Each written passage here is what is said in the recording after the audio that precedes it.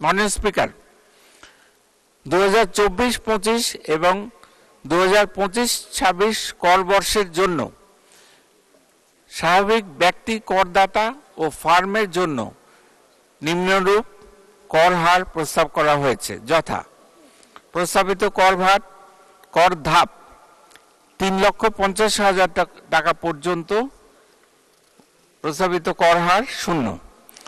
পরবর্তী 1 লক্ষ টাকার উপরে প্রস্তাবিত কর হার 5%।